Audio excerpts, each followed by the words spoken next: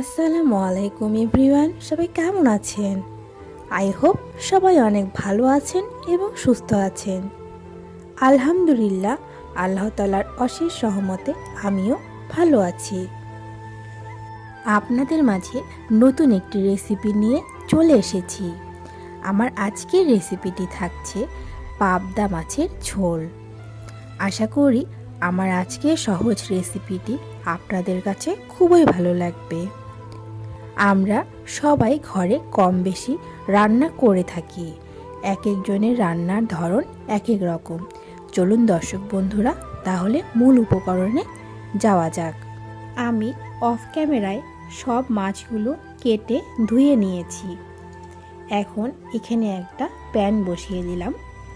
প্যানের মধ্যে সবগুলো পেঁয়াজ দিয়ে দিচ্ছি। অফ ক্যামেরায় পেঁয়াজ কুচিগুলো কেটে রেখেছি।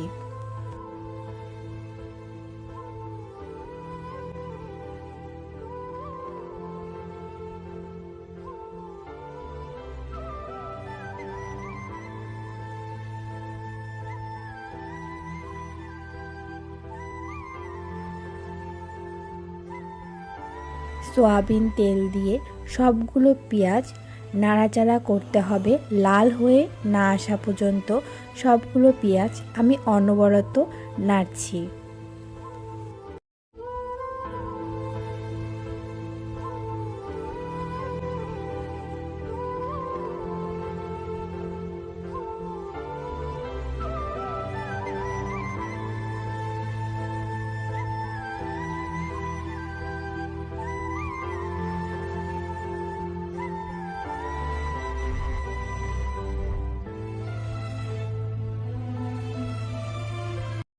আমি এখানে পরিমাণ মতো হলুদ গুঁড়ো দিয়ে দিচ্ছি। আমি এখানে পরিমাণ মতো হলুদ গুঁড়ো, মরিচের গুঁড়ো দিয়ে দিচ্ছি।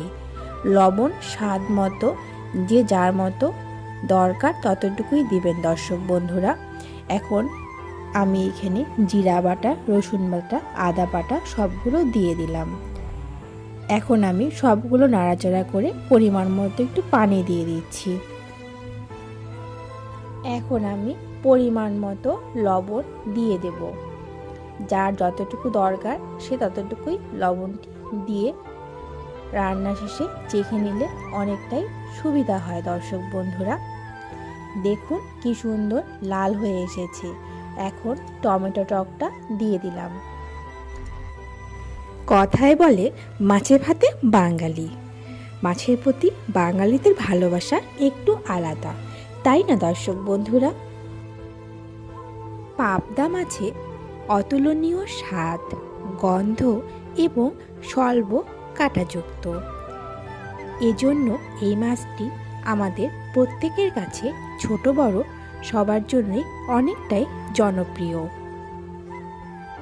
পাবদা মাছ রান্না করাটা অনেকটাই সহজ, আর এই রান্নাটা আমাদের বড়দের সাথে সাথে ছোটরাও এই মাছটা খুব সুন্দর করে খেয়ে নিতে পারে, অনেক কাটা কম।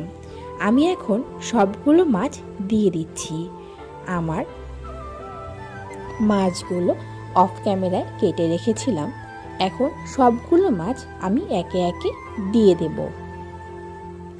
পাবদা মাছে প্রচুর পরিমাণ গুণাগুণ আছে।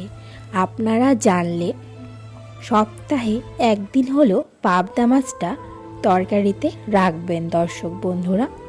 পাবদা মাছ শরীরের দুর্বলতা দূর করে। দাঁত এবং হাড় গঠনের কার্যকারী পাবদা মাছ। হৃদরোগের ঝুঁকি কমায় পাবদা মাছ। পেশি গঠন ও মেরামতের কাজেও পাবদা মাছ অনেকটাই উপকারী দর্শক বন্ধুরা। আমি সবগুলো মাছ এখন সুন্দর করে মশলার সাথে একটু কষে নিচ্ছি। ভিডিওর এ পর্যায়ে এসে যারা লাইক দিতে ভুলে গিয়েছেন দর্শক বন্ধুরা, কষ্ট করে লাইকটা দিয়ে দেবেন। আপনাদের একটা লাইক, একটা কমেন্ট আমাদের ভিডিওটি অন্য দর্শকের কাছে পৌঁছতে অনেকটাই সহায়তা করে। আমার আজকের ভিডিওটি যদি আপনাদের কাছে একটুও ভালো লেগে থাকে তাহলে আপনাদের বন্ধু কিংবা ফ্যামিলির সাথে শেয়ার করতে পারেন দর্শক বন্ধুরা। এখন আমি এখানে পরিমাণ মতো পানি দিয়ে দেব। যতটুকু পরিমাণ ঝোল রাখবো ততটুকু পরিমাণ পানি অ্যাড করেছি। এখন আমি হালকা করে নাড়াচাড়া করে রেখে দেব। আমি কিন্তু পাবদা মাছগুলো ভেজে রান্না করিনি দর্শক বন্ধুরা, আশা করছি আপনারা লক্ষ্য করেছেন। অনেকে পাবদা মাছ ভেজেও রান্না করতে পারেন, অনেকে এভাবেও রান্না করতে পারেন। আশা করছি আমার আজকের ভিডিওটি আপনাদের কাছে একটু হলেও ভালো লেগেছে। আমার আজকের ভিডিওটি যদি আপনাদের কাছে একটুও ভালো লেগে থাকে, আপনারাও ঘরে এভাবে একদিন হলেও তৈরি করে দেখতে পারেন। আশা করছি খুবই ভালো লাগবে। আমার মাছটা হয়ে এসেছে, আর কিছুক্ষণ পর পরিবেশন করব দর্শক বন্ধুরা। আমার দর্শক বন্ধুদের মধ্যে যারা ডায়েটে আছেন তাদের জন্য কিন্তু পাবদা মাছ খুবই উপকারী। যারা আজকের এই ভিডিওটি দেখছেন, আশা করি আমার আজকের ভিডিওটি আপনাদের কাছে খুবই ভালো লেগেছে। পাবদা মাছ ক্যালোরি এবং চর্বি কম, তাই এটি ওজন কমানোর ডায়েটের জন্য একটি ভালো বিকল্প হতে পারে। পাবদা মাছে সহজে হজম হয়ে যায়, প্রোটিনেও অনেক প্রচুর পরিমাণে। এই তো দর্শক বন্ধুরা, আমার রান্না হয়ে এসেছে, পরিবেশন করছি। কেমন হয়েছে আমার আজকের রেসিপিটি আপনাদের কমেন্টের অপেক্ষায় রইলাম দর্শক বন্ধুরা।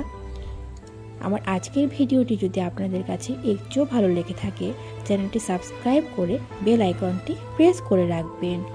এতক্ষণ আমার সাথে থাকার জন্য অসংখ্য ধন্যবাদ দর্শক বন্ধুরা। আজকের মতো বিদায় নিচ্ছি। আবার দেখা হবে নতুন কোনো ভিডিওতে বা রেসিপি নিয়ে চলে আসব আপনাদের মাঝে। আজকের মতো আল্লাহ হাফেজ, আসসালামু আলাইকুম।